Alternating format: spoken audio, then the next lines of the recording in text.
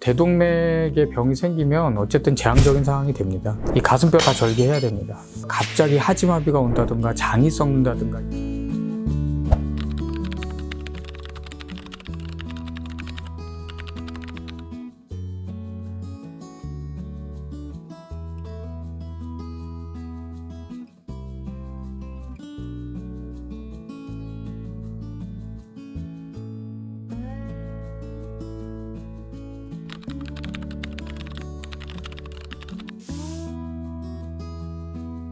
네, 안녕하세요. 저는 한림대 성심병원 순환기내과 고윤석입니다.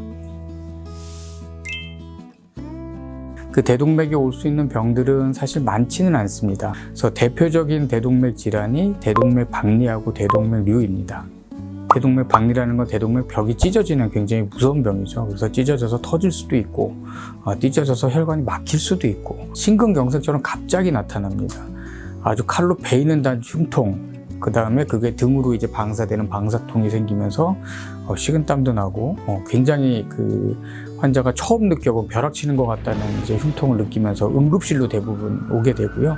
굉장히 응급을 요하는 병입니다. 또 하나 올 수 있는 건 대동맥류라는 병입니다. 대동맥류라는 거는 이제 여러분들 이제 주로 혈관 협착 좁아지는 걸 알고 계시는데, 류라는 건 커지는 거죠. 대동맥류는 굉장히 오랜 시간을 걸쳐서 커지게 됩니다. 사실은 증상이 없습니다.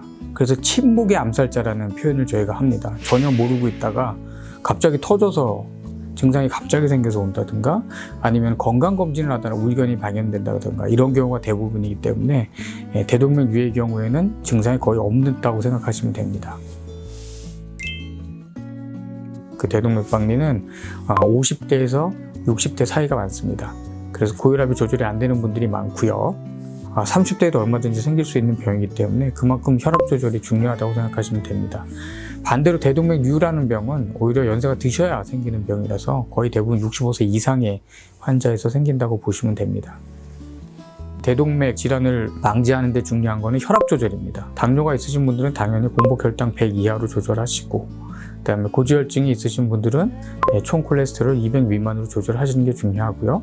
그다음에 규칙적인 운동과 이제 식습관은 굉장히 싱겁게 드시는 거, 그런 것들로 방지를 하는 게 중요합니다. 치료 자체가 힘들기 때문에 미연에 방지하는 게 가장 좋은 치료라고 할 수 있겠습니다.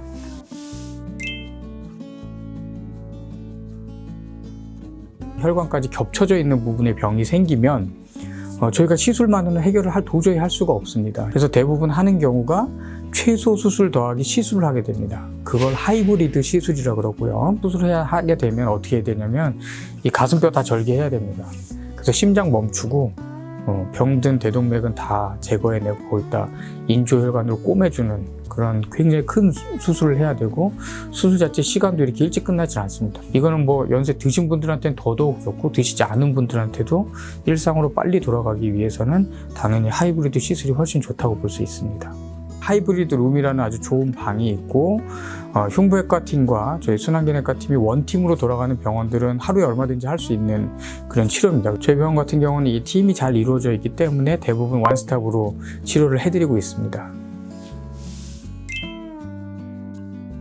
고혈압, 당뇨, 고지혈증, 과거에 담배 피셨던 분들, 가족력이 있는 분들, 이런 분들은 건진을 통해서 이런 것들이 생길 위험성이 있는지 확인을 하셔야 됩니다. 특히 자기 부모님이 이런 대동맥병이 있었으면 자녀들한테 유전되는 경우가 꽤 있습니다. 그래서 그런 분들은 남자는 45세, 여자는 55세 이상부터는 굉장히 긴장을 하시고 거기에 대해서 검진 같은 거를 받아보시는 게 좋습니다.